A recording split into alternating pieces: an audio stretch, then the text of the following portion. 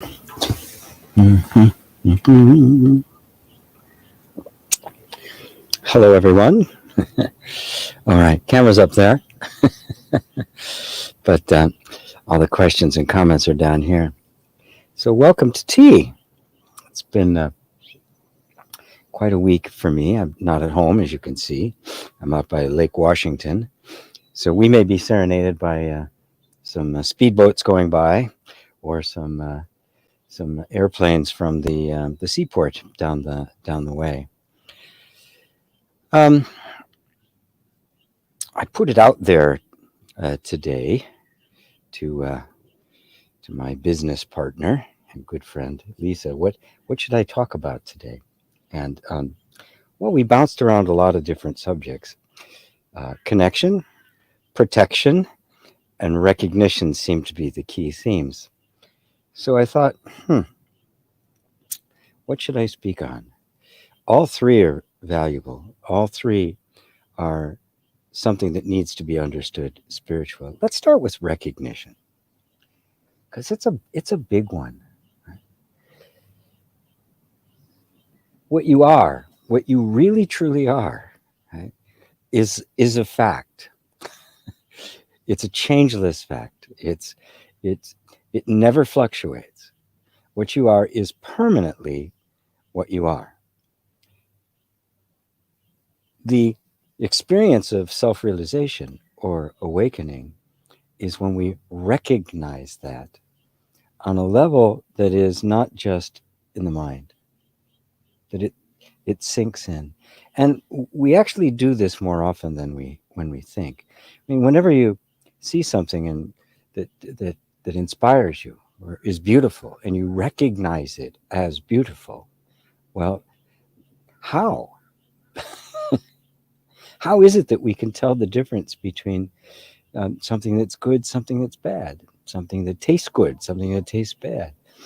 People that are trust can be trusted, people that can't. That's not always, we're not always accurate on that, but we do all have a sense.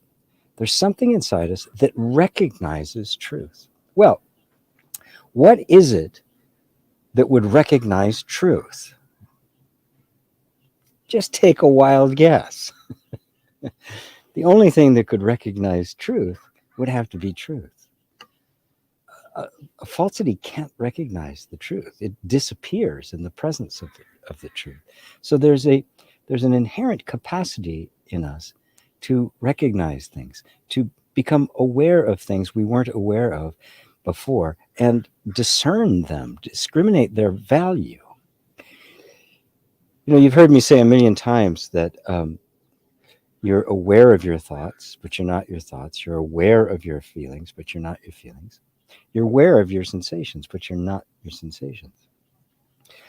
That sense of being aware of thoughts and feelings and sensations and being something other than them is actually made it into the mainstream.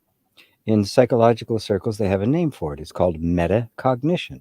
There's a recognition that there's something inside of us that recognizes, that's witnessing, watching thoughts. And this is why it's very confusing to scientists about that, because we can find no corresponding organ in the brain that would be the metacognizer.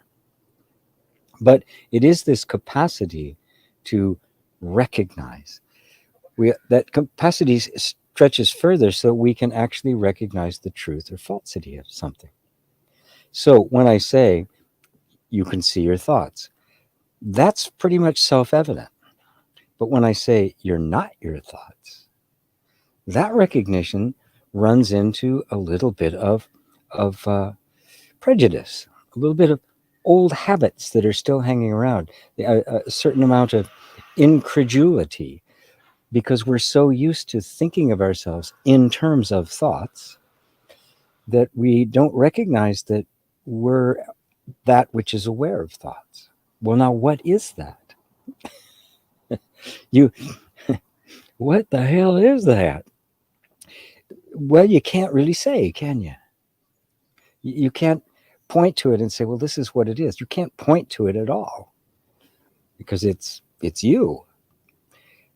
And no thought about you could ever be you, because a thought is, by definition, appears to you.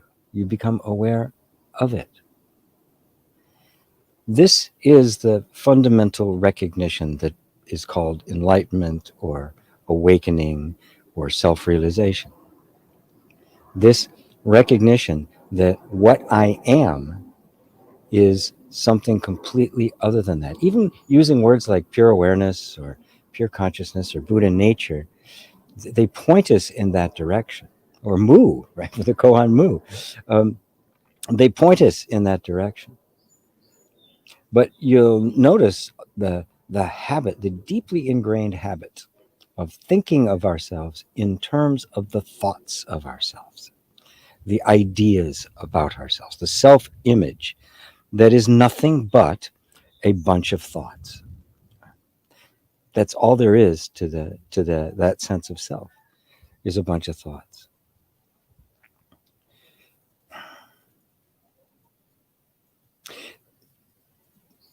This potential of cognition extends everywhere. It extends into every aspect of our lives.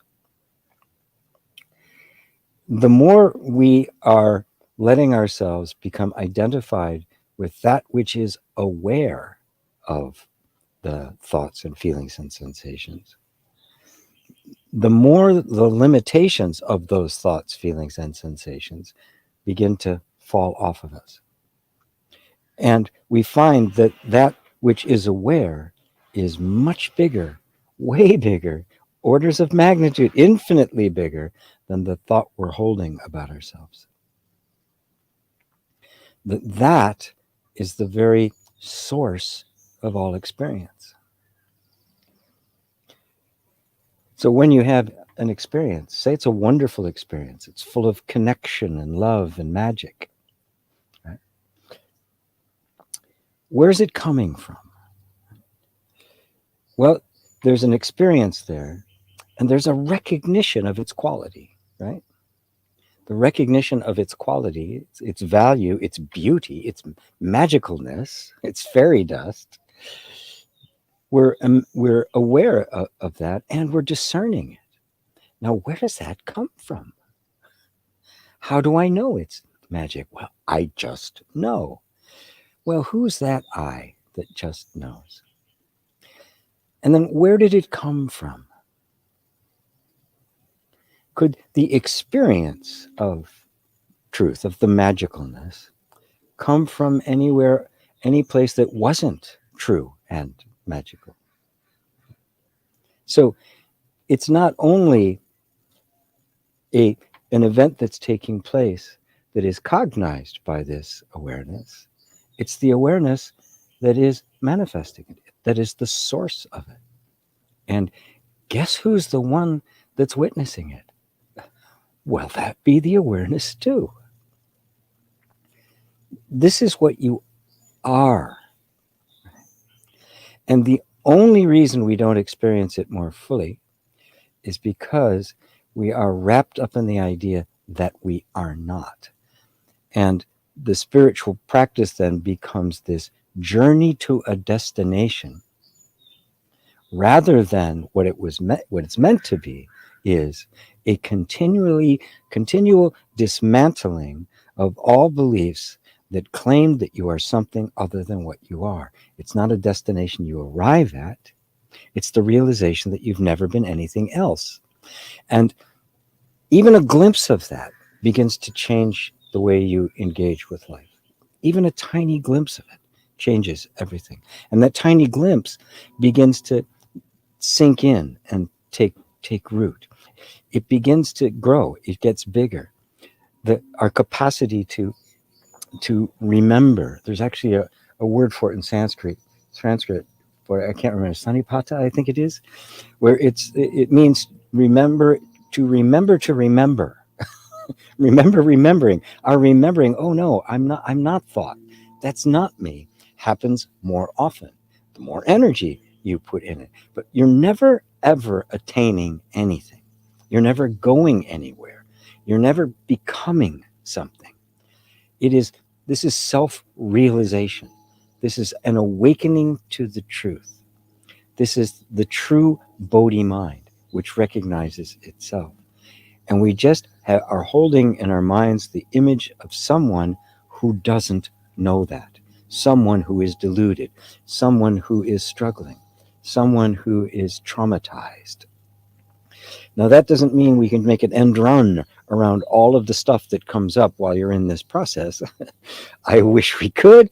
I've tried all the end runs, none of them work. So take my word for it, you can't go that way. There are no shortcuts here, there's no coupons. You just are with whatever happens to come up, resolute in the conviction that whatever comes up, however beautiful and wonderful and filled with light it is, or how difficult and grievous and painful it is just coming up. It is not me. I am the witness of it. And that keeps us from getting averse, running away, getting attached, clinging like a hungry ghost. It keeps us in the middle way. So you already are that which you're seeking. That's a fact. And because it's a fact, it is what's guiding your whole spiritual path. You're being loved by love. You're being truthed by truth itself. It is the power that is guiding everything you've done up to this point. You haven't ever been on your own on this. It is the fact that it is an irreversible, irrevocable truth that is what makes it inevitable that eventually you will wake up to it. That is, that which is not true will fall away. And on that note, I'm going to take a sip. I may have to move my camera here for a minute because the sun is moving as it is wont to do, and if it gets too hot, it might shut down. Let me check the temperature on it. Oh yeah, it's getting warm.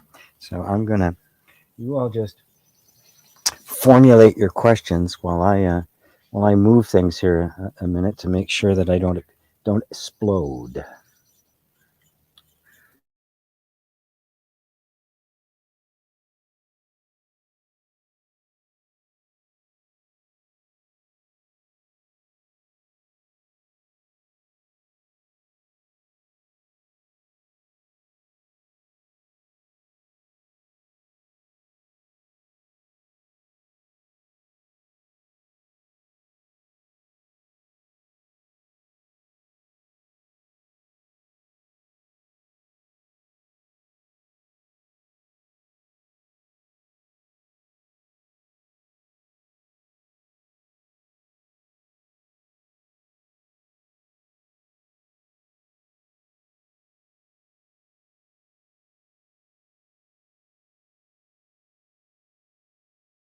Yep. Unmute the mic so I can so y'all can hear me. I do tend to sound better than I look. So hello. Welcome everyone to tea. I hope you have your tea. I have my mate. I had peppermint tea earlier. Hello, Andy. Andy in my lone Texan. Actually, I do think I have a couple other people in Texas. There's Lisa, who inspired today's show. There's Robbie in Romania, Ursula, Madeira Island. There's Carl in Ireland. There's Ava in Poland. Hello, David and Elaine in Southeast England. There's Corina. Hello, Corina. There's Jennifer. Hello, Baba. Beautiful setting. You're speaking of beautiful right now. I see you. They see me. There's Playan. Hello, Playan. Greetings from Sweden. There's Mary in way upstate New York. There's Fernando from Germany. Barbara in Sweden. This is great. Wow. Elaine. Hello, Elaine. Well said. Thank you. There's Dale in rainy Massachusetts. Wouldn't be surprised if it's rainier than Seattle today. Well, Seattle has been, as you can see, has been enjoying it's been like about a week now of just marvelous sunlight and beautiful, perfect temperatures, which is why I've done every class I've done this week has been outside because I can be, uh, and it's really nice. Um, let's see, Dale, um, Jay, hello Jay. Oh, congratulations! The main point has been covered. Satsang is over. And congratulations, Jay gave birth. Well, he didn't. His wife gave birth to a baby girl. Nali is now with us. Um, welcome to Jay and Nali, and Saranda and Nali are doing marvelous. I guess it was yesterday evening that she was born. Jay, not sure. Anyway, my love to both of you. Fantastic. Um, Karina, do you ever talk about the use or concept of koshas? That's interesting because I've heard the term. I'm really not familiar enough to speak on it. Give me a lot more little information and maybe it'll jog my memory. But I don't want to speak about something I don't really know that well. I don't, what is it? A little knowledge is a dangerous thing. Drink deep or taste not the Pyrean springs. So, yeah, feed me a little more information. I'll see what I can come up with. Jennifer, when I recognize that my emotions are being taken over from another's emotions, child or adult, what's the best way to point to I and calm them at the same time? I breathe through or hugs if possible. Um, well, first off, in the moment, do you remember to do that? Right? It never hurts to stop before you do anything and take 3 deep breaths. It's become kind of a little mantra of mine now. I'm putting it in all the classes. Stop and take 3 breaths. Just 3 deep, slow breaths. It's a beautiful interruption to the energy as it wants to flow, sometimes mindlessly and unconsciously in a direction that you'll regret. So if there, we're going to feel other people's emotions. When I'm working with people, with either during private sessions or in groups, I feel what they're feeling. That's anybody who practices any kind of alternative healing needs that ability to do, and it's something that does awaken. It happens to some people very, very naturally, even though they haven't really awoke yet. But it is something that wakes up along with that sense of self. So the first thing is to recognize that what you're feeling is just the energy of the environment. You're feeling the energy, the combined energy of everybody around. Now, if it's a child, depending on how old they are, they may be receptive. If they're really young, it may be they just need attention. And so you just pick them up and hug them, just hold them, just remind them that you're there. And sometimes they're even a little belligerent about it, but there's no such thing as a kid that doesn't respond to that. If they're older, they may need some space. The important thing is to not think you know what they should be doing, not think you know how they should be. And of course, if it's an adult, then it sometimes a hug works on that too. It depends on how close you are to them. If it's a coworker or something, if it's somebody you're close enough to, yeah, just kind of. But there's also I'm feeling something right here that's kind of uncomfortable. I'm not sure if it's you or me, but let's talk about this. Just find a way to open the door so that there can be an opening for presence, and you have to do that by staying present. Right. And what does that mean, staying present? I mean, it doesn't necessarily mean I'm going to stay right there in the room. It means you're in your loving awareness that these feelings are going through you and that they are hindering the opportunity for deeper connection, for intimacy, for closeness, for just genuine. And when I say intimacy, it doesn't have to be that personal, right? And I've had intimate conversations with cab drivers, right? Because you're just present and you have a genuine interest in what they're doing and they want to talk to you or something. then it becomes an intimate exchange that will never ever happen again. And so there's a beauty to it. So by intimate, I simply mean honest. You're present, and you can be that, and that's what the practicing your awakening is all about. I guess I should have said something about that in the beginning, that the awakening is both an instantaneous event and a practice, because you're practicing being awake. You're not trying to become awake. You recognize you already are. Awareness is always aware, right? And so we're practicing being awake.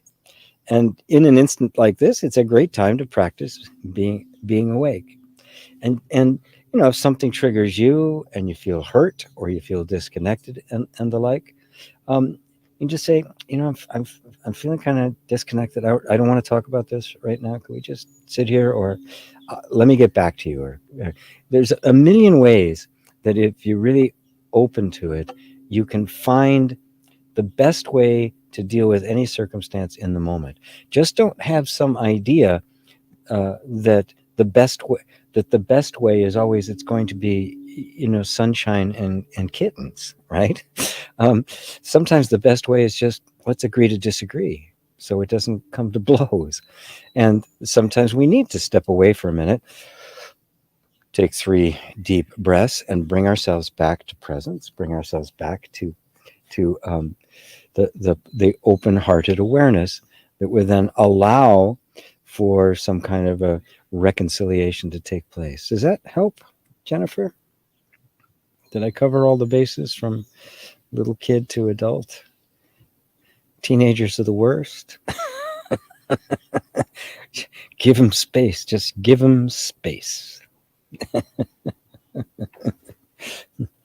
Fernando, I've got one question. If the real self has no properties, how can it be innocent?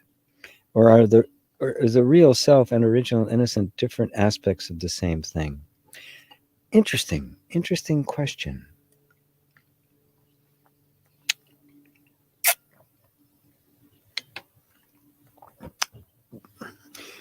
The perfume of a rose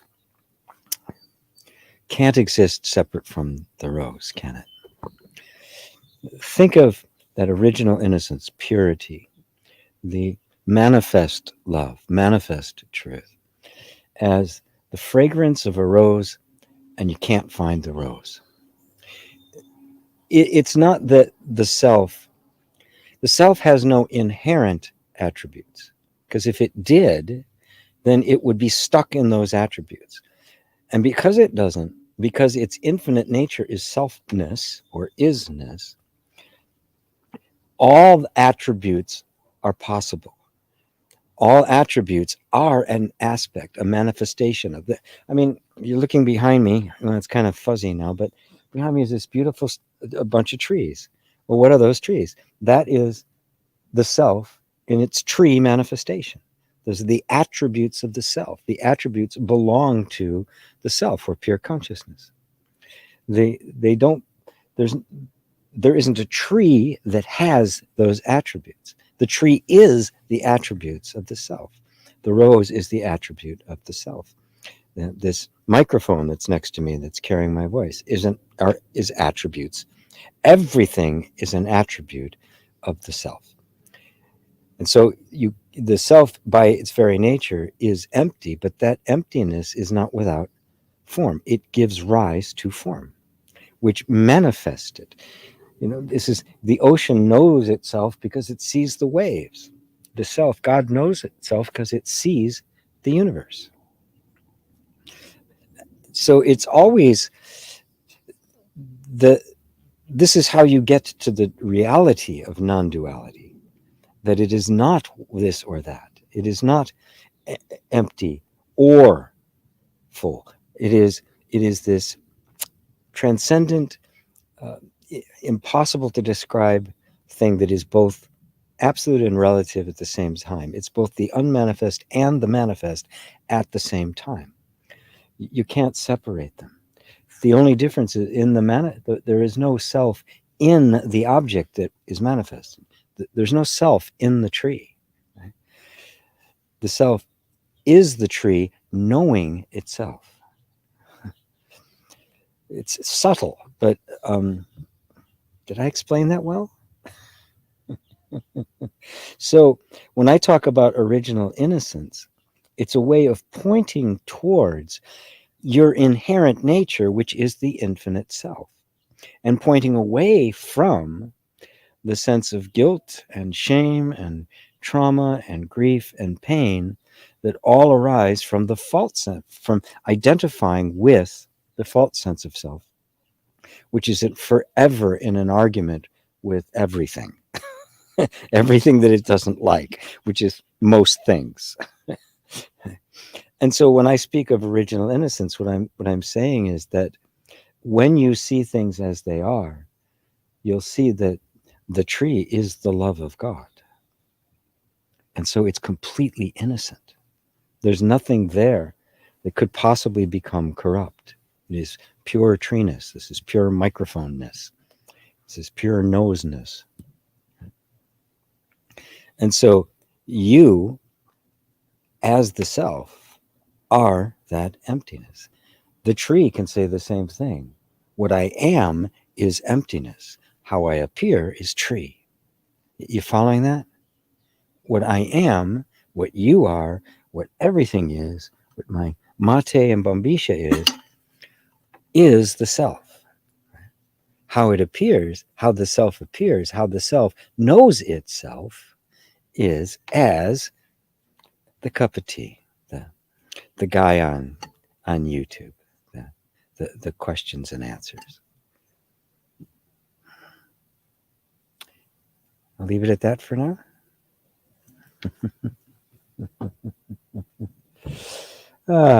Corona, laughing. No, it's not a Corona. I have a beer in here. I don't like Corona anyway. Create a mini movie in our heads. Oh, there's something. Oh, Red Rose. Hi, Sonia. GP, how are you? I was wondering, why do we sometimes imagine negative scenarios that make us feel angry or bad? Such as a negative prediction of what we think a person might do or say. We create a mini movie in our heads. Well, first off, I want to make something really clear, because this is part of original innocence, and it'll let you off the hook. The hook. You didn't create it. It was installed in you. These are simply patterns of thinking and feeling that get installed in the nervous system and operate without us paying, because we don't pay enough attention to them. I do notice, but after I'm full of the negative emotions. Right. So you noticed. You know that this is a movie that is playing. Right? And there's a sense of resistance there that I want to get rid of the emotions. The emotions are part of the movie. This movie is not just a 2D screen nor a 3D thing with glasses, nor is it the virtual reality. This is a full-on 6 senses movie going on constantly. Every sense is involved. Every one of your senses is simply an aspect of consciousness. So in that moment, say, okay, there's feeling in this movie too. As a matter of fact, if there wasn't feeling in this movie, I wouldn't care about it. It wouldn't feel like it was a problem. It would just be a thought going by. It would be a movie I had no interest in. As a matter of fact, I'd ask for my money back. It was boring. Right? Even the popcorn was cold. So if you can approach it like that, take yet another step back, and then even the thought that says, why is this still happening? Right? That's a subtle one, but it catches you. Right? Because what it's really saying is, this is still happening. I don't get it. I'm not there yet. I've got a whole lot more work to do. And none of that's true. The recognition, you stay with the recognition, and it will deepen to the point where you'll see, none of this is me. None of it did I create. None of it has a hold on me. All of it is just a thought that's attached to a feeling, that's given it some sense of importance. And I can and will and intend to just let it go. By let it go, I simply mean you step back, you watch it, and you bring out all the loving awareness you can bring. You recognize the thought as a thought. You you let the feelings be there without letting go of your resistance to them, and you remember love. You just remember the loving awareness, the love for yourself, the love for the self you were when you didn't know not to allow that thought pattern to begin because you were too young. It got installed in you as various reactive patterns and the like. It just kind of happened. So you didn't create it. You're not responsible for it. All you have to do is disidentify with all of it, thought, feeling, and sensation, and just watch them from a place of loving awareness. And you'll find, yep, we all have a habit of, oh my God, what's going to happen, right? And extrapolating out. Oh, this bill came up that I wasn't expecting. Oh, what am I going to do? And oh, I'm going to lose the house. I'm going to end up homeless. These things will be there as long as they're there. Our job is to stay conscious, stay present, stay awake. Stop. Take 3 deep breaths. Up, there it is again. It really wants to grab me and bring me in. And the way it's been doing it is by these feelings. I detach from the thought, but the feelings are still there. And so what? Okay, the feelings are there. There's these fearful feelings here now. Okay, I'm going to just be with those feelings, loving those feelings, loving me, loving the fact that they're just feelings, right? And there is an answer to this. Does that help? Oh, Fernando continued. I specifically asked because the closer I feel to the real self, the less I can relate to others. I suppose there's no disconnection in the first place. There's also no need for connection. Well, I would like to find ways to include my empathy in this. Very, very good. Very good. That's very important because otherwise you'll become very cold. You'll be one of these people who says it's all an illusion. There's nothing here. There's no one to gain. There's no problems. I don't need to do anything. And that's a very dangerous path to walk down. Feeling closer to the real self, the less I can relate to others. That's partially, there's a variety of things there. First off,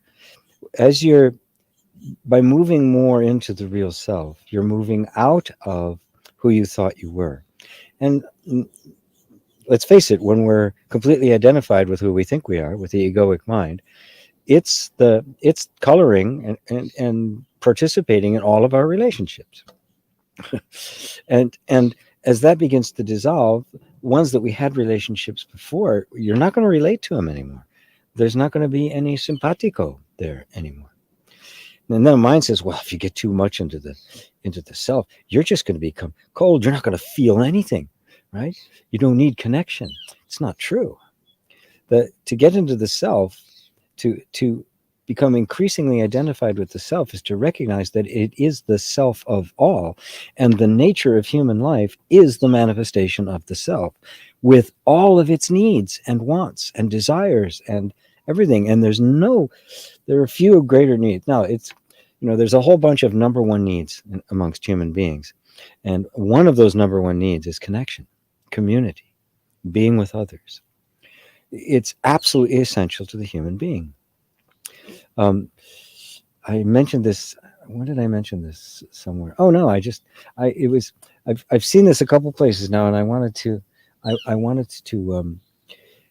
emphasize it because in the story of Adam and Eve in the Bible, it's been interpreted that Adam was lonely.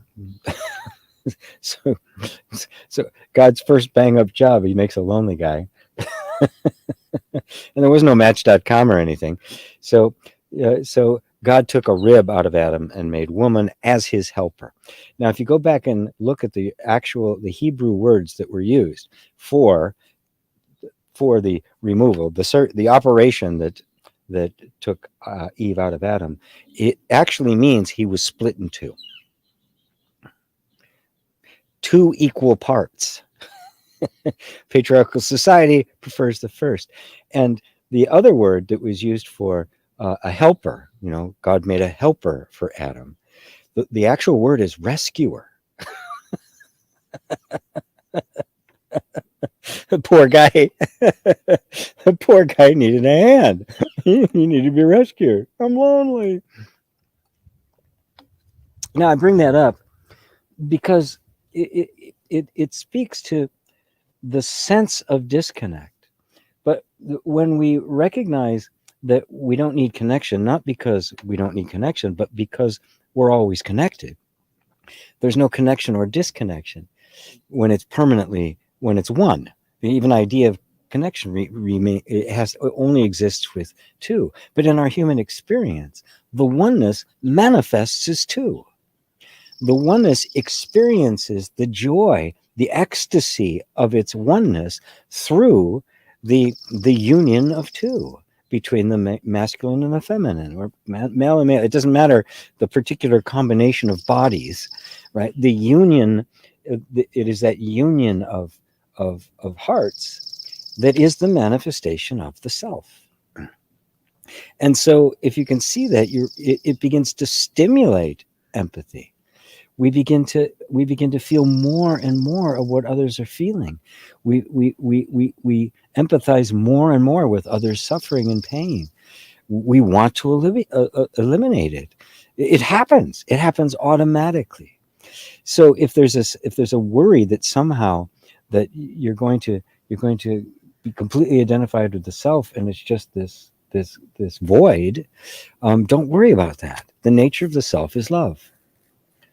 That objectless love that prior to a form. It has to be.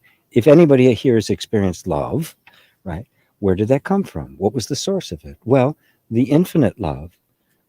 It's the manifestation of infinite love, and you can see it's infinite. I mean, you see the love of people, of lovers, of families, of parents and children, the love of work, the love of art, the love of nature, the love of sky, the love of sitting here on YouTube talking. It's all love, isn't it? So then what is love? Well, it's essential. It's the self. So don't worry about that. It could feel comfortable when friends change, the people that you associate with, they just, there's a natural energetic thing that happens, because if you're not relating to them, they're not relating to you either. And it's just a very natural way in which we just kind of drift apart. But the mind's going to sneak in and go, oh, you're not relating to people anymore. You're just not going to care about anybody anymore. No, it's not the case at all. It is a beautiful, deeply compassionate detachment. It's not a clinging kind of connection. It's just an open connection that's just there. Right? That's just there. And is as natural as can be, because this is the self. The manifestation of the self is the self. It is not something that was created by the self as an expression. It is the self. It is immanent in it. It is the very presence of it. It is love celebrating its own intense beauty. Does that answer it for you, Fernando? Oh, okay. Hearts and smiles from Audrey. Hello, Audrey. Everybody's congratulating Jay. Oh, the 5 bodies or sheaths. I've not looked much into those. Buddhism speaks about it. Actually, so does Sufism. I don't feel prepared to talk about that, and do it justice. So I'll wait. Physical, energetic, mental, wisdom, and bliss. Then our true nature being, which is witnessing all these modes of experience. Gotcha. Congratulations, Jay. Welcome, baby. Yeah. Well, let me say this about it without going into the details of it. It is the being that witnesses everything. And so if it's witnessing, it has no inherent characteristics. That is, it has no inherent being or self. Right? So the physical is isn't really the physical. It's a word that we have put on this particular level of manifestation. First chakra. I mean, everything physical is what you call the first chakra. That's another model for these kinds of things. Um, but the energetic and the physical are not two different things. They are two manifestations of exactly the same thing. Just like red light and blue light are are both light, right? They're different vibrations of exactly the same thing. And so if we see it that way, we don't we don't get stuck in some idea that we're trapped in a particular kosha or some kind of or one of the shis of the bodies. You're not an energetic body. There is an energy component to all of this. And we all know that because we can sense energy in people. We can sense mood shifts. We can sense things going on in others that have nothing to do that aren't a result of physical cues. It was a beautiful set of experiments done by Rupert Sheldrake, who's a scientist. Um, he was interested in he's the guy that came up with the theory of morphic resonance, um, that everything is vibrating with everything else, and that what happens over there is also happening over here. Um, and he did an experiment with dogs and their masters, because I don't know if you ever noticed it. I notice this a lot when I'm at my son's house. I'll be watching the kids and the dogs there. And my son comes home from work, and I can tell he's going to be coming home within a matter of a minute because the dog runs downstairs and gets by the door. Now, he tested this to see if there was some kind of audible cue or something that would cue the dog in that it was coming. So they had other people driving a person's car to his house, get out of the car and walk up. No response for the dog whatsoever. they they would put the owner of the dog in a different car, and at the same point, the dog knew he was there. Right? It was obvious that there was an energetic communication going. There was another level of perception going on that we can call energetic. Um, we can talk about the mental, our capacity for thought, for perception, for language, for art that you would put into the realm of heart mind, really. Um, and wisdom is our capacity to discriminate what's absolutely true. It's our capacity to say yes, that's true, no, that's not, which is self-awareness, because what can know wisdom other than wisdom? And bliss is simply the state of complete and total equanimity with everything just as it is. So you see things just as they are. So that's the way I'll put it right now. You People kind of want to think, oh, I've got to transcend this sheath to get into, like it's a rising scale that you finally get to the bliss body. Um, Even Buddhism, they'll talk about the apparition body of a Buddha, and in fact, there's three kayas: the nirvana karma kaya, the can't remember now, the no, not the samadhi dharma kaya, and the dharma kaya. And they're all the appearances of things. The Dharmakaya is the body of Buddha. The Dharmakaya is the truth body. All the rest of these are manifestations the of the completely unknowable truth body. I say unknowable only objectively because you know it all the time, because you're it. It is the truth body is what's experiencing all of this right now. So, hope I didn't butcher that too badly. It gave you some guidance on that, Karina. Thank you. More congratulations going out there to Jay. I was very happy his first baby he brought to a retreat he was on with me. I mean, it was online. I was there he was there in the hospital room with Soranda and the baby on the retreat. It was wonderful. She was born July 1st, which was yesterday. Yesterday evening. Wonderful, wonderful, wonderful.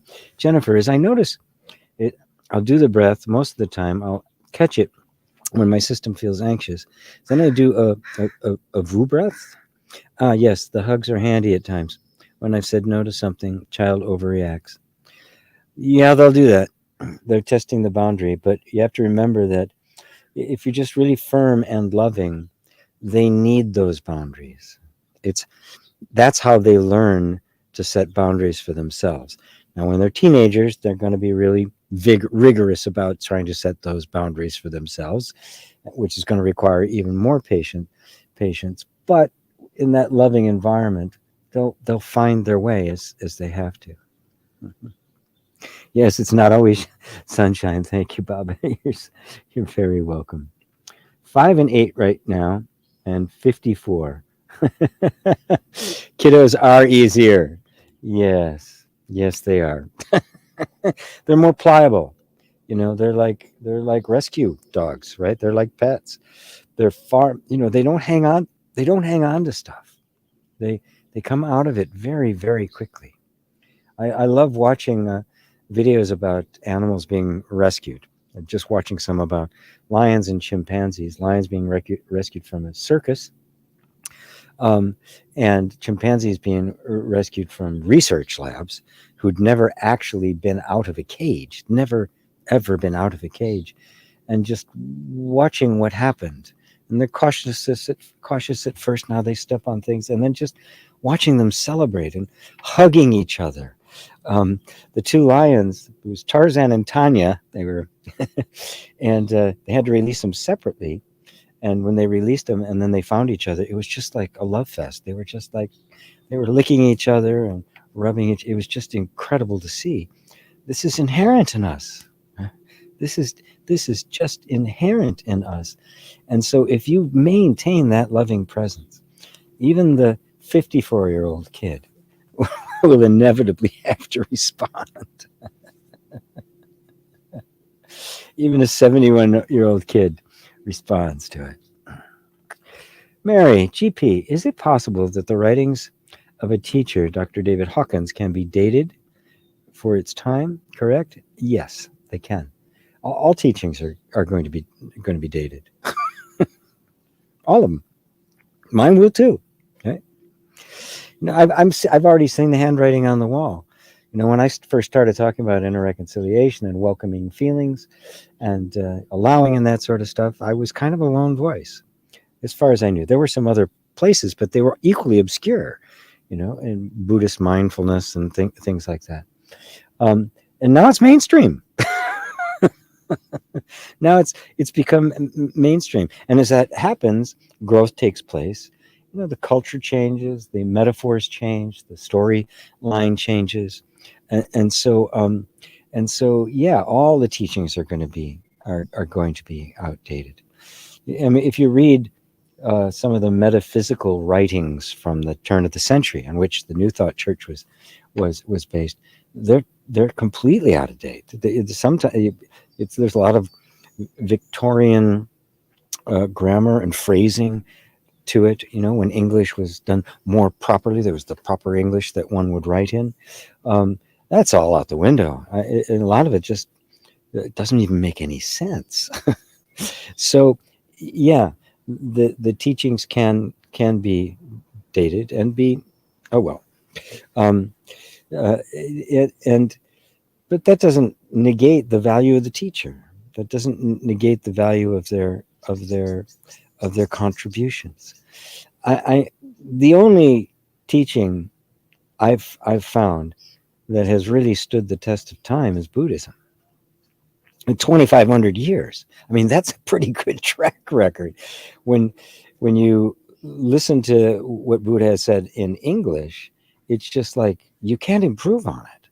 Now the languages, a bunch of different languages, and I'll read several different translations of things. There's one guy in particular, like he's my favorite right now, but I end up reading different translations of the various Gitas, the Ribu Gita, the Vakra Gita, the Abhidut. You read different translations of it; they're going to have different emphasis on different things, but the essential teaching um, is absolute. I mean, it was the appearance of the truth. It was the truth made manifest, and as far as I can tell, the purest in its purest form. Now it has to constantly trans transform itself. Western Zen Buddhism, which is the closest thing I practice to, is very different from the practices that still go on in Asia. Very different. And it had to be, right. There's even a whole aspect now called Buddhist psychology, which brings in all of this stuff with Western psychology. So there's been this, and the one Zen master created Big Mind, which was a combination of the psychological technique of voice dialogue and Zen Buddhism, um, and found it to be quite compatible. So different ways of teaching are necessary for the Westerner mind than they are for the Eastern mind, and we just have to accommodate that. So, yeah, at some point I will be obsolete. But what was he talking about? I don't know. That everybody knows that. My great revelations down the drain. There it goes. Fernando, thanks a lot for answering that. Clarifies it for me. Good, perfect. Mary, I noticed that what Dr. Hawkins calibrates is no longer true in our world today with new information coming out. I had to close his book for a while. I guess what I'm seeing is no matter how high one supposedly calibrates, they're still subject to the beliefs of the day. Yes, and that in particular, I liked a lot of what he had to say about letting go and the process of letting go. But he putting different levels of enlightenment and making this whole big scale and putting a number to it, and then putting the Bible as having a higher level than Ramana Maharshi or Nisargadatta, is like, what? But then you realize his method was muscle testing. He did muscle testing, test where they could go. So he believed in the absolute truth of muscle testing. Well, muscle testing is pretty good. It's pretty good, but it can lie too. Because if there's a deep energetic assumption about itself, a deep attachment to stuff, that's in the body. So when he tests for the Bible, it's going to go to the top because he was a Christian, right? And he believed that was the true, even though he had a very profound enlightenment experience. He believed that so strongly that it warped the muscle testing. So obviously,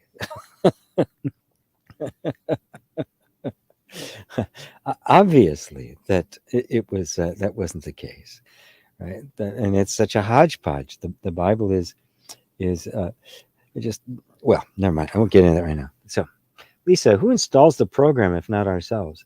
Well, that's a good question, right? This isn't like a computer that you plug in or software you download and store yourself. It's installed. I use that word installed to make you realize that you did not create it. You're not responsible for it. And all of the shame and guilt and pain you've experienced because you felt responsible for it, I'm just letting you off the hook. You didn't do it. It got done to you. Now, how did it get done? It got installed by the combination of our nervous system's need to be safe and the environment in which you grew up.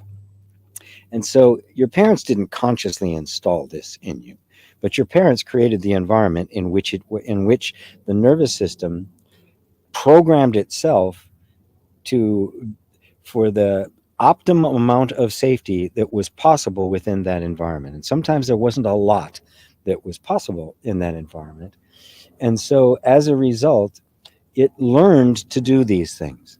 It learned to anticipate things going wrong, to to to try, even though it's futile, you can't actually do it. But if I think I can, if the nervous system believes it can, it creates the illusion of safety for itself. And so it's a very subtle, a very profound, and and when you look at it, it's a beautiful mechanism. And if you really look at it deeply enough, you can begin to take it. You can take it, begin to take it apart. Um, so it is. It's a natural consequence of the way human life is, right? This mixture between the animal and the transcendent, right? The divine and the human, the this world of incredible opposites. It is the human system attempting to find equilibrium and stability within whatever environment it happens to be in. And the consequence of that are these various patterns and assumptions that get put into place. And over time, they get layered onto, they get wallpapered over with sense identity, other experiences, a whole set of perceptions now that you look at something and it gets interpreted from that point of view. And then we become afraid of it. I don't like this feeling. I've got to get rid of this feeling. How do I get rid of it? Right? I can't get rid of it. It keeps sticking around. So we have this whole layers and layers, this superstructure of of uh, of concepts and ideas and identity that has been laid upon, or projected upon that which is simply a a, a biomechanical system that has as its operating principle: stay safe, get fed. it all came down to that. Um, so does that answer it for you, Lisa? Thank you for chiming in there. Karina, I'm asking because this story of Kosh has helped me since I last asked the question on your live. I know it's just a story, so I like to hear what others say on this, but recognize that we are the observer and operate from the body of wisdom is how we are on the world, not of it. What do you think? That's a beautiful way to use it. Yeah, hopefully I didn't sound like I was just kind of putting any of that down. All of these are the place. All of these contribute to our liberation. We just have to recognize that we can't make any teaching absolute. Even Buddha said that. Even my teachings are a boat. You get on the boat, you go to the other side, you leave the boat for somebody else. You don't need the boat walking on solid land. So if you find that identifying yourself with the wisdom body brings you closer to that that loving awareness, right, which is right next door to bliss, then by all means, let the sense of identity pass that way. It's a portal. It's a way of opening to who you really are. And there's many. There's sound, there's sight, there's love, there's wisdom, there's the heart, there's emptiness. There's many portals in. There's many ways to get to the top of that mountain. So stay with that wisdom body, right? Which is really the Buddha body, right? The embodied Dharmakaya, or truth body, is the wisdom body. That's the Buddha. That's Kuan Yin, right? That's Kanzeon. So, yeah, by all means.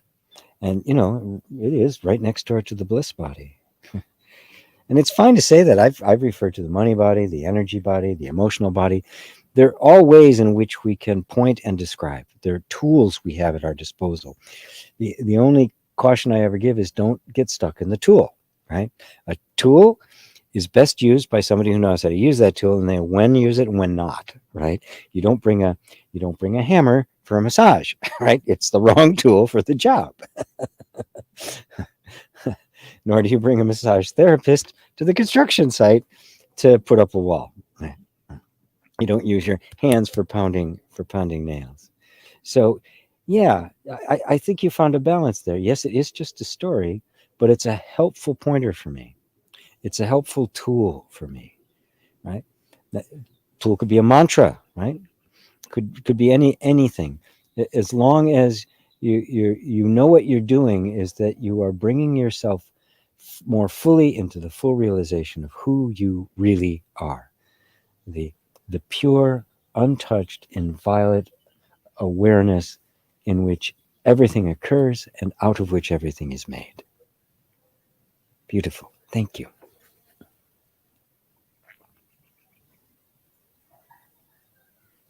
What do you mean about Dr. Hawkins' calibration chart? Well, I thought you were referring to his chart of where he rated the level of enlightenment of all sorts of different people, and I don't really think it was true then, and I don't think it's true now, and I don't and the practice of muscle testing does have drawbacks. It's not 1,000% accurate.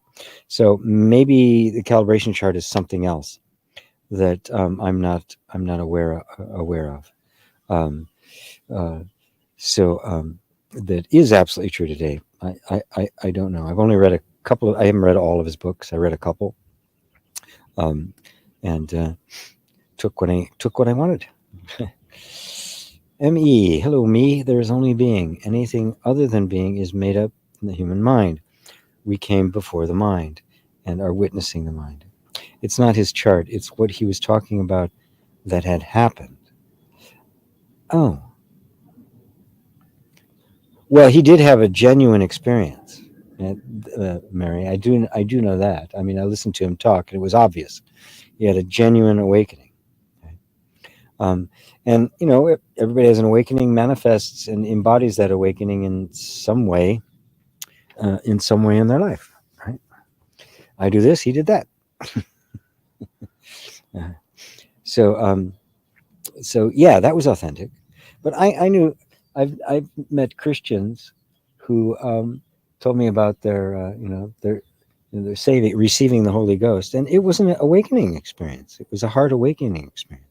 It was quickly stifled by the horrible theology that they got sucked into after that, but the experience was absolutely genuine. A couple of times early on, I tried to explain it to him in a different way. Did not go over well, so I stopped doing that. Karina, yes, this is exactly what I was looking for. A different perspective, facet to this. Thank you. You're welcome. You're welcome. Whew, glad I could help. Okay, Mary, the wisdom body where we want to be. Yeah. The wisdom body is where you are. That is where you are. The mind keeps saying you're not. And that's the whole deal here. That's my whole shtick, right?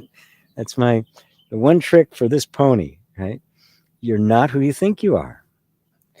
Buddha's last words were, remember who you are.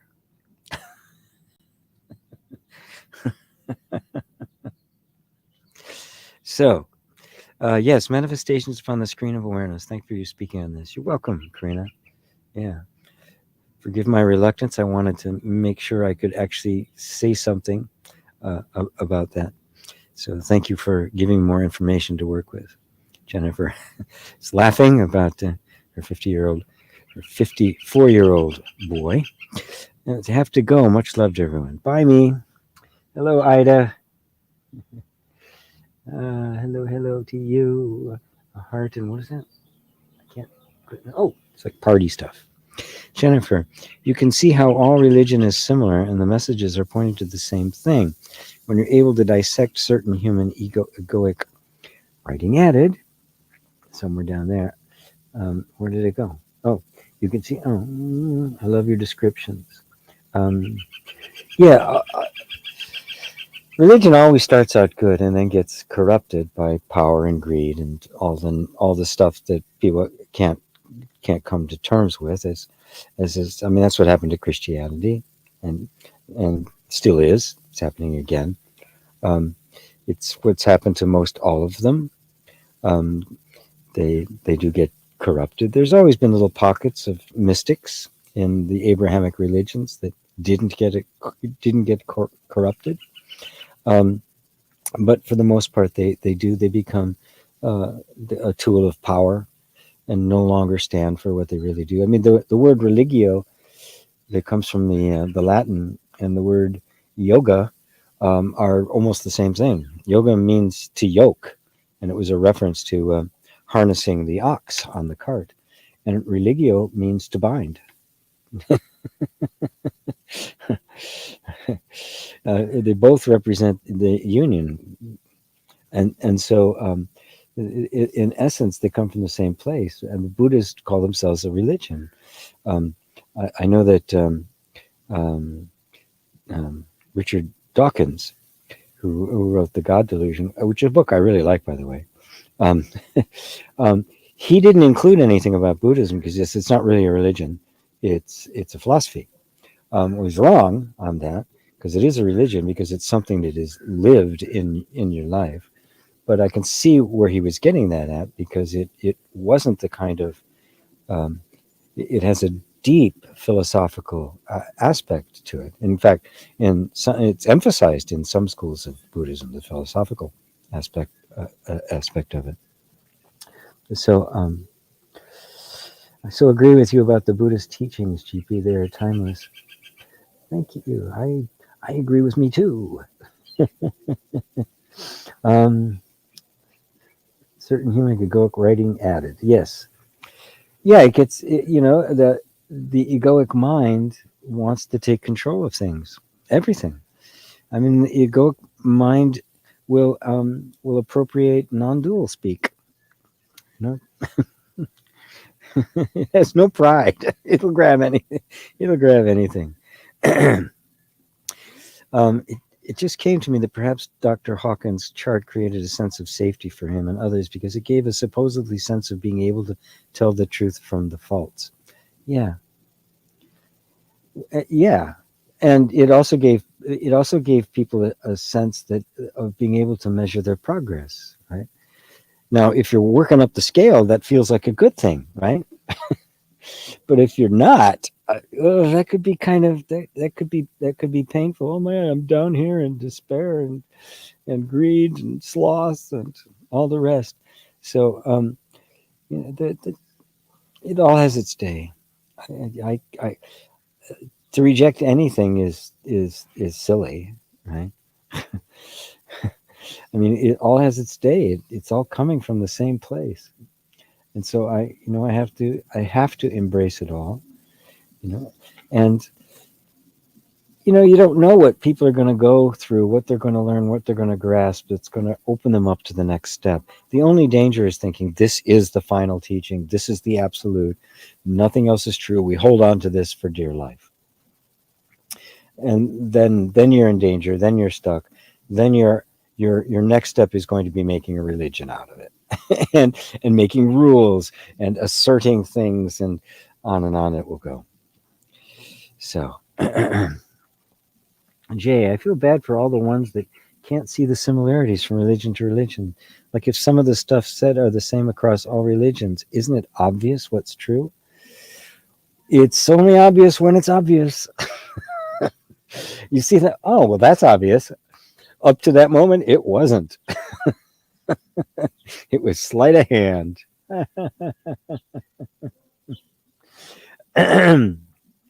Mary Sykes, GP, it was ME23 that asked about the chart to me. I said nothing about his chart, only things that were, you're saying that were going on then that are not true now. Oh, okay. So then never mind. Never mind. You can just, the jury will be is instructed to ignore that last tome. Faith. Hey, my chic. Hello, my love. I love you. I love you too. Pray for me to find the freedom, peace, and wisdom and a job. I love you. I pray. In fact, we all do here. Everyone here desires nothing but the absolute best for you, completely unselfishly. And that is the most powerful prayer there is. You're not alone. We are all here with you. Just that deep desire for God to show you the way. Right? The way to freedom, the way to peace, the way to wisdom, the way to full human life, to meaningful work. Right living, as Buddha put it. The right living. It's one of the 8 paths on the that lead out of suffering. Is right labor. Applying yourself in a way that benefits humanity and doesn't hurt. So making weapons or selling guns is not going to get you out of suffering. And in fact, do that all day, come home and try to meditate, good luck. It's just completely contrary to it. Andy, I like that, Mary, what you wrote about safety in Hawkins. Corona, thank you so much for lovingly sharing your wisdom. I've been recommending your channel and work. Thank you very much. Please, people, recommend the channel and work. I don't know what happened, but Google must have changed their algorithm, and I'm getting like half the views I used to. Actually, less than half. Yeah, a third of the views that I used to. I just have no idea how all this stuff works. But please like and share. It really helps. It really gets their attention. Maybe there's something I say that they don't like. You know, sometimes I'm critical of a few things that a for-profit business doesn't want people to be critical about. I don't know. I'm such a small potato. I don't know what they worry about. I'm such a small fish.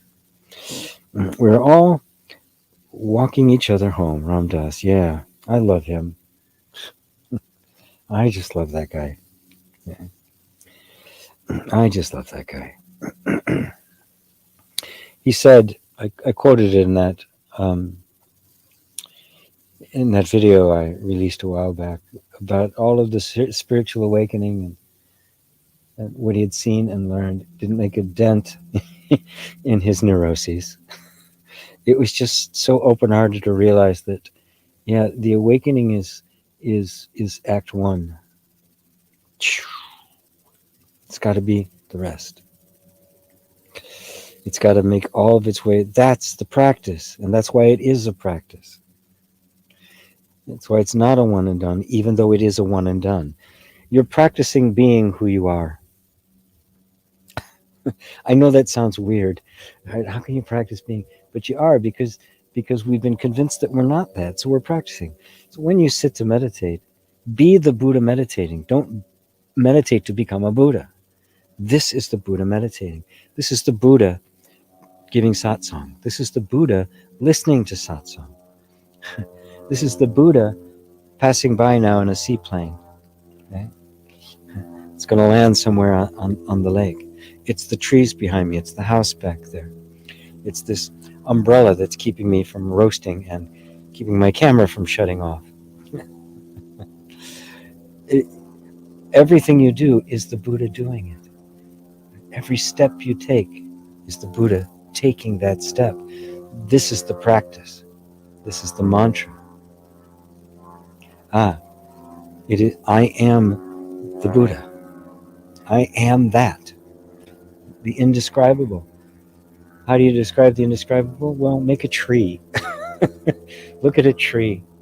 I heard about a world-famous quantum physicist who was often invited to speak at conferences and the like.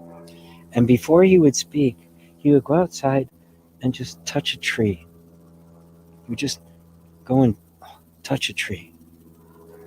And so I could feel it. And then he'd go back in and speak. This is a quantum physicist. Those can be some really mystical dudes.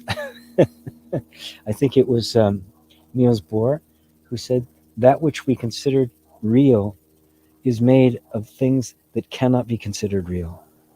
How about that? Beautiful. Let's see. Hit the like button. Yay. A face says, oh, that melts my heart. Thanks everyone for your love. Yes. Right living. SP Weasel, Andy. Gee, but how do I deal with feelings I have?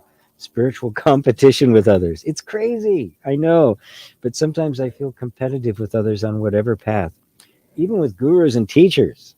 Um, well, first off, if you actually got to hang out with some of the gurus and teachers, you probably wouldn't feel jealous anymore. They're just people. Um, Nonetheless, uh, again, when it arises, say, "Oh, thank you." There it is. Jealousy, competitiveness, and then just turn around. Well, what is that all about? Well, I feel like they're better than me, right? But at the same time, I aspire to what who they are, at least how I view them. I aspire to live up to my own view of them. In that sense, that's that's not really a competitive thing. They're a model, as a guru or teacher should be. Okay? They should be a model that you can follow, as well as a guide. And so, loving awareness, right? So the first thing I would do is smile and go, "There you are, competition. There's the competitive mind." Yeah, and what's under the competitive mind? The feeling I'm not enough, maybe even shame, maybe even guilt. So it's just, how do I deal with it?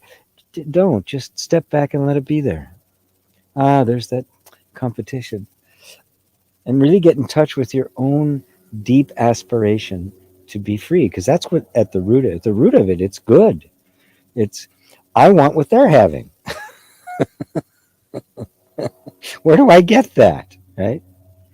And the ego steps in, and there can be feelings of that are associated with that, but underneath it's just this: I want what they're having. I want that clarity. I want that happiness. I want that love.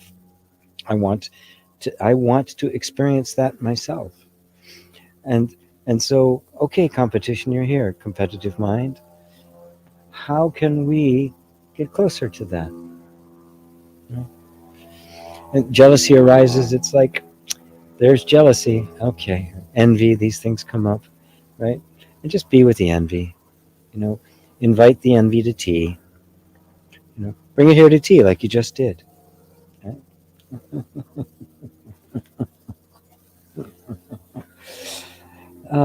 Does that help? Presence, presence, presence, and more presence. Right? Stay present. Right? What will happen is that sense of the competitive mind. It could have before, it was competing for a girlfriend, or competing in sports, or competing at work, or something like that. We live in a culture that really emphasizes competition and the man that can beat the other man and all of that kind of stuff. Whereas that's only a small aspect of us. The vast majority of us is cooperative, collaborative. But but that's better for business. The whole competitive thing, I guess, is, well, it's not really. We just think it is. Anyway, I'm digressing here. But when that comes up, or jealousy comes up, right, notice that there's also a sense then of shame or guilt. I shouldn't be feeling that. I'm supposed to be spiritual. Oh my God, it's spiritual competition. That's even the worst. Oh, I'm so bad. I'm so terrible. You can feel that underneath there, and say, oh right, there you are too. There's the spiritual child trying to hold on to it, trying to get there. Bless his heart.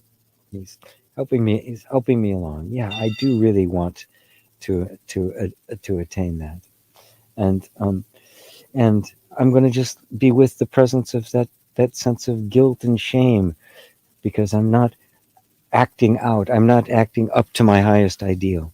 Say, oh, look, I'm not. So this is just coming up, and they go, well, who's it coming up to? Oh, what it's coming up to is the pure loving awareness, because only awareness is aware. Only awareness is aware of the spiritual competition and knows it as such, right?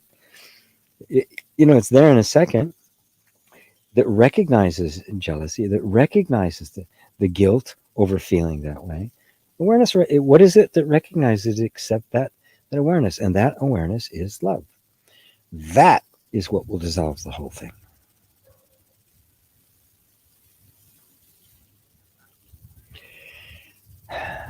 I'll leave it at that.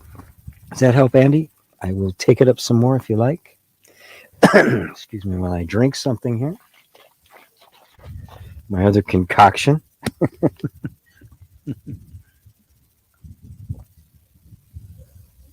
I'm a big fan of apple cider vinegar and lemon. It's not all apple cider vinegar. Nobody could chug that much. Jay, I'm trying to post stuff from your Instagram page to mine. So let's see who gets hooked. Dale, I don't think YT has any particular drive for people to use the like button other than the personality asking people to do so. Just like the no, it's not the key thing in their algorithm. It helps. It does help because it shows some engagement. It's not the highest thing on their algorithm, as far as I know, and it's changing. God is spending time with good, says Faith. Yes, with God. Yes, God spending time with God. Buddha spending time with Buddha. Christ spending time with Christ. Muhammad spending time with Muhammad.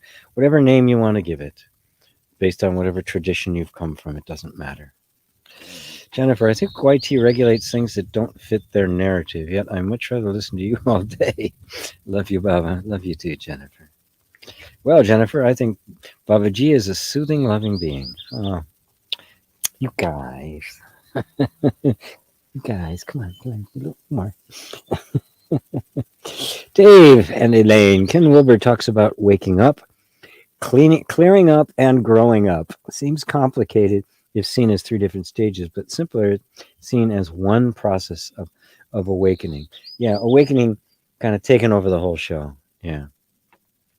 And yeah, Ken is very oriented towards processes and things like that. So it would make sense. Really great stuff, too, by the way. But I try to make it as simple as I possibly can. And you let the awakening. What does awakening mean? I'm awakening to it, right? So where I wouldn't have seen spiritual competition before, I do now, right? And at first, turn on the light in a dirty room, and it's like, ooh, close the door, let me out of here. So but no, you got to go in and clean up the room. But everything that needs to be cleaned is a result of awakening, right? Because without that, you can't see it, right? And it brings about the growing up that he refers to, the spiritual maturing, the taking more responsibility for our thoughts, the recognizing the places where we're still clinging to things that really are childish and not helping us at all. And again, it all comes from the loving awareness, right? And if it becomes really process oriented, it becomes more in the mind, and then the mind not being inherently, how do I put this, the unenlightened mind needs a reference point outside of itself to discern the relative quality of things. And so now it gets lost in a process and in standards and in different kinds of rules. And that's where religions and methodologies and any kind of dogmatism arises from that, because the mind wants to cling to a point of reference. In awakening, it doesn't need that. You are the point of reference. The innate wisdom that begins to show up is the reference point that reveals the nature of all things and maps out the way. And so, yeah, just wake up. Wake up.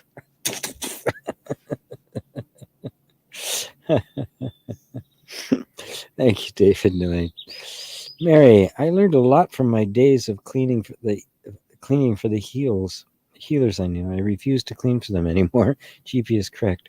They're humans too. Yeah. We're good for now, GP. So appreciative as always. Great. Good literal weekend. Oh, thank you. Dante. No, GP. I mean, they don't make it intuitive to see or even use the like button. Ah, right. Ah, okay. I don't think, does it measure? I mean, it's a measurement of engagement, as in comments are. Even if you leave a heart or a thumbs down, even if you leave a thumbs down, it's tracked as engagement. But I don't really know where it rates in the algorithm. I mean, nobody knows but YouTube. So Let's see. Mary, for some reason, it makes me laugh. It's quite shocking at the time, but now I laugh, Andy. Jennifer, yes. Faith, yes, I agree. Oh, if waking up could be so easy, few slaps and sear it. Ah, and don't forget, and don't ever forget. Yes, the practice is thing of remembering to remember. But it's faith, isn't it? Because you can't make yourself remember, because you have to remind yourself to remind yourself. So what it becomes is a matter of recognizing, oh, I just remembered, which means I just woke up again, and cherish it, right? You say, yep, I'm awake now. Let's let's stay awake. Oh, I was asleep. Right now, what's tapping you on the shoulder to wake you up? Well, that's the self. That's the Buddha nature. That's the truth of you going, hello, Earth to McFly. Are you in there?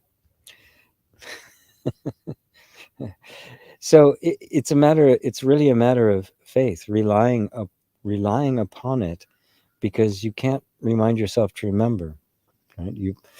We can do things like, I gave the assignment in one of the courses I'm doing to the people there to remind themselves to stop and breathe 3 deep breaths at various points in the day. And diligent students as they are, they actually bought little signs, put them on the bathroom wall, put it by the front door. Um, and it's just a way to break the trance. Right? The moment you see, oh, stop and take a deep breath. In that moment, you are present. You have just woken up. The trance has been broken. You can do that consistently, and the trance will get less and less common, will last less and less long, and eventually just disappear completely. It doesn't have to be the grand, Hollywood effects awakening that, oh, the angels sing and that's it. All done. It's not that. It never really was. I'm sure if we'd known the Buddha, we would have seen him grow. We would have watched how the method. I'm sure there are people who have studied his work enough to know how it is that can see that kind of growth. But it was growth really in expression, because his enlightenment was total. There was nothing left. There was no suffering left. There was no personal being left. He was the awakened one. He was not someone who awakened. He was the one who awakened. And that's why he took the name of Buddha. And the Bodhisattva is for awakened beings, and he is also an awakened being on that level. But we have to remember that the appearance of the Buddha, the historical Gautama Buddha, was not the true Buddha, the ultimate Buddha. The true body of the Buddha is the truth. It is the truth of you. The true body of the Buddha is the body you are working through right now. So enjoy your Buddha bod. I always like your YouTubes, GP. Thank you, Mary. Understanding the game helps. Indeed, it does. Thanks, G. We love the way you expand and provide insight and wisdom to all these questions. Thank you, guys. Great satsang, GP. Love you. Oh, love you too. Thank you, GP. You're a wonderful being. A great choice. Life has brought this to this. Life has brought this to this dimension. Oh, thank you. By the way, I am going to be doing a retreat. I do the Tea with G every other week, and it has been helpful for me. I miss it, but it has been helpful for me. What I'm going to do next week is I've been really negligent in taking care of my patrons. You should all have gotten an email by now. But anybody who has been a patron of mine, who has donated to me through Patreon or through some other means, or buy me a coffee, I'm going to be doing a retreat just for those people online at this time next Sunday. We'll be in a private Zoom room, so we can actually talk and look at each other and smile and wave and stuff. And you can see each other than just seeing me. Um, and so I'm opening it up and soliciting to help keep this party going. So any donations you make between now and next Sunday will get you in. If you haven't donated anything yet, here are the places to donate. Um, Patreon.com/GPWalsh if you want to make something that's recurring, which obviously helps the most. But also have omschool.ca/coffee, which takes you to a site called Buy Me a Coffee for making one-time donations. And those one-time donations, like $5, they're in $5 increments. So it's $5 to buy me a coffee, basically a almond milk latte. So it is deeply appreciated. Lisa and I have been working tirelessly to make things work and to get this material out there and to help as many people as we can. And we need help because we are basically we have now 2 people living off of the donations, the the courses that I'm doing, and my Social Security check. So if anybody can find it in their hearts to donate something, then by all means, please do. And Dale, I haven't forgotten you. I'm going to add you to the list because yours came in through a different mechanism. Or even if you want to, I've got one person who likes to write me a check and send it off, and I keep forgetting to put the apartment number on it so it gets sent back. But I'll remember that now. So anyway, I hope you will do that so we can all get together next Sunday for a private satsang. And let me take that off the screen. You should all have it by now. And well, everybody's saying thank you and goodbye. So I guess that's it at an hour and a half. So no more questions. I guess I've covered everything that everybody needs, at least till next week. So thank you all. Thank you all for being here. Thank you for your wonderful questions. Wonderful. And hope to see you all next week, and definitely see you 2 weeks from now. Bye all.